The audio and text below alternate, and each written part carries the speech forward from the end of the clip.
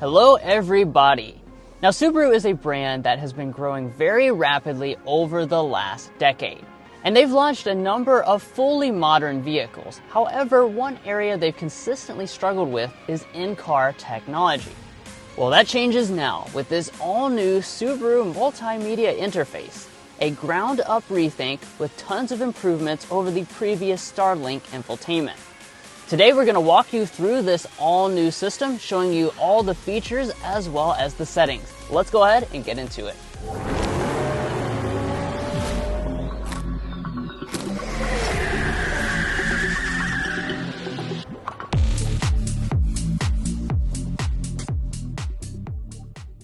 Now before I get into all the individual features, the first thing I really want to show off here is just the overall performance of this system. Subaru has made a lot of hardware changes to this behind the scenes. So this is 2.5 times faster than the previous Starlink system, and that's thanks to an octa-core architecture, Adreno GPU for the graphics, and memory and storage that are both double what they were on the previous model. So that's 8 gigabytes and 128 gigabytes. So a lot more computer-like in the overall performance so that you can get into and out of menus in a lot snappier of a fashion.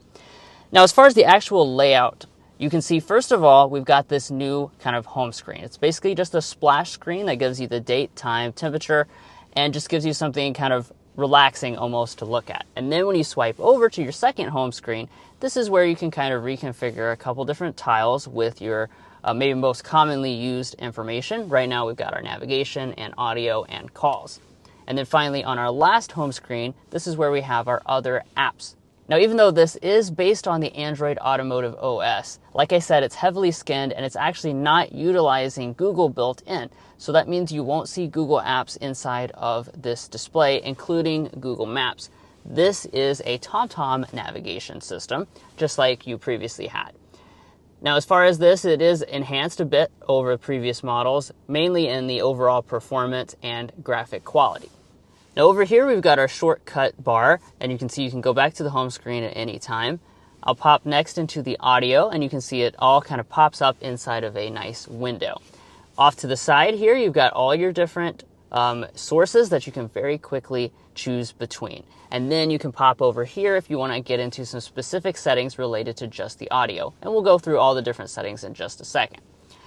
Down below that is a quick toggle to Android Auto or Apple CarPlay. Both of those are available here wirelessly on all trim levels. And as you can see, it looks quite nice on the display and is very fast responding. Now, as I go back to the Subaru system like that, we have a tile here for our settings, and then you also have this little head here. That's because the new system supports driver profiles. So you can go in and change different profiles for each driver inside of the vehicle, combine that with your different devices, and it will save certain settings so that it doesn't feel so strange when you get into and out of the vehicle. Now, clicking into the settings here, we'll start to go through some of the individual things you can tailor. I already showed you the sound settings earlier. There's some of your detailed profiles where you can actually add and remove them. We don't have any of them in here on this press car today. Now, of course, Subarus are known for safety, so you have a lot of eyesight system settings. And inside of this, you can customize all these different things. The Subaru systems can definitely be a little bit naggy overall, so if that is a little bit too much for you, you can go in here and kind of customize how responsive you want them to be. Of course, your managed devices, very straightforward. This is just adding a different Bluetooth device. I will say the pairing of the phones is a lot smoother with the new system than it was previously and takes about half the time, to be honest. In our display systems here, we can go and see all types of different things to customize. I definitely want to get into this because the display itself, again, is a lot higher quality. You can actually go in and adjust certain things such as the contrast to your desired take, and you also can go into the cluster here, and the new digital gauge cluster, which is paired with this. I can kind of get a pan over there. Yeah. So as you can see, this is also very customizable, and you can change different settings and different types of information with the layout. And one of the nice things about it is you heard me say that you don't have Google Maps inside of this display, but if you pair with Android Auto, you can actually still get Google Maps inside of the gauge cluster. Next up, I want to go into phone settings. You can see you have some built-in things for messaging, although I imagine a lot of you guys will be using Android Auto or Apple CarPlay for most of this stuff. Now let's go into the vehicle settings. Again, this car is very reconfigurable. You have a lot of different settings. You can turn on and off vehicle shutdown, for instance, customize your distraction mitigation system. Lighting, you have options such as how long you want the lights to stay on when you get off the vehicle. This is also where you can turn on your steering responsive headlights, which is something almost all the Subaru products have available. And then you just have different things with locks. Rear seat reminder, turning this on and off will let you know if someone is in the back seat potentially when you're leaving the vehicle. And then you can make some adjustments to the mirrors as well. Of course, you have conventional things like date and time.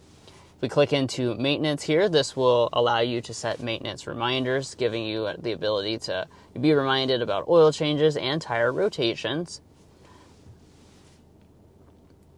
Inside of your voice assistant, you can actually have a wake-up word, which is, "Hey Subaru." We're definitely going to turn that off because in a car review atmosphere, that is certainly not the thing you want to happen when you mention the brand name. You have a valet mode. Now you also have your network connection. This allows the car to connect to your Wi-Fi, and also the vehicle itself can have a built-in Wi-Fi hotspot. And one of the nice things about this system is that it has over-the-air update abilities. So this is the type of thing that's going to allow the system to improve over time by being connected to Wi-Fi.